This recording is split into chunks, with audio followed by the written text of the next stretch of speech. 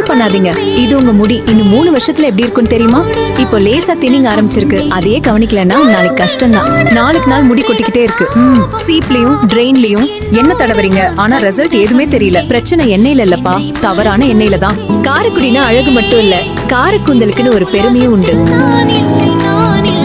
இந்த ரகசியம் இந்த எர்த் எசன்ஸ் தான். நாங்க இத ஆர்டினரி ஆயில் மாதிரி தயாரிக்கல. 36 நேச்சுரல் இன்கிரீடியன்ட்ஸ், குளிர் பிழிந்த முறையில் ஒவ்வொரு வேர்க்குள்ளும் பலம் சேர்க்கும். நம்புறதுக்கு முன்னாடி ட்ரை பண்ணி பாருங்க, வித்தியாசம் தெரியும்.